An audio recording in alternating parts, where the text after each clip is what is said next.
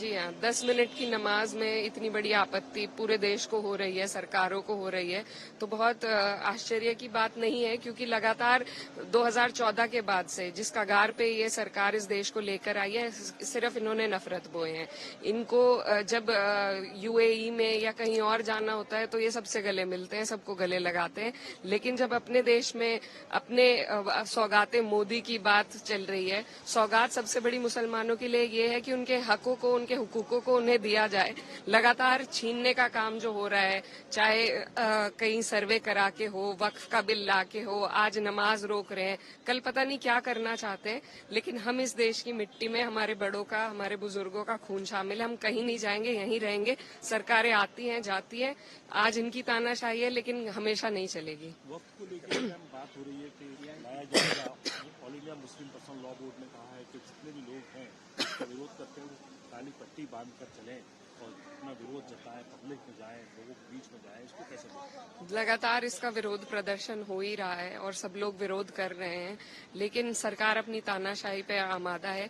लेकिन हमें देखिए अब क्या किस तरीके से लेकर आते हैं। हम लोग पूरी तरीके से अपोज तो करेंगे, लेकिन इसी तरीके से सारे हक छीनकर आपको एक पैकेट पकड़ाया जा रहा है सौगात देने के रूप में, तो ये इनकी जो दोहरी पॉलिसी है उसको दर्शाता है, और इन लोग ऐसे लोगों का राज लंबे टाइम तक नहीं चलता है।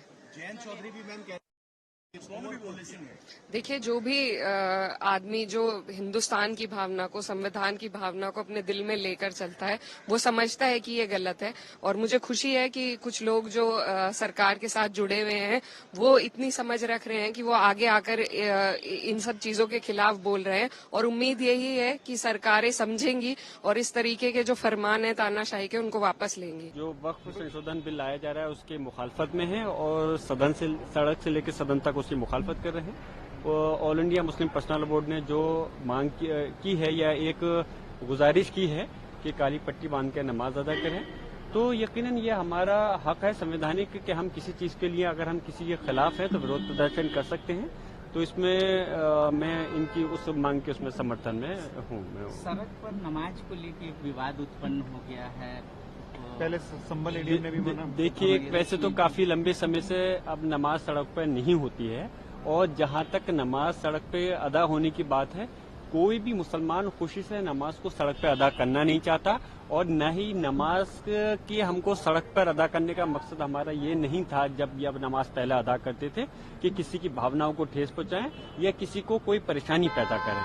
सिर्फ मस्जिद के अंदर, क्योंकि जुम्मे का दिन ऐसा होता है रमजान शरीफ के अंदर, कुछ नमाज हम जो है अपने घर पे भी अलग या वैसे पढ़ सकते हैं जमात से हटके भी, लेकिन जुमे के दिन की नमाज को मस्जिद में जमात से पढ़ा जाता है। इसलिए उस दिन तादाद ज्यादा हो जाती है, तो उस मजबूरी की वजह से मस्जिद में इतनी जगह नहीं होती, तो बाहर नमाज पढ़नी पड़ती थी।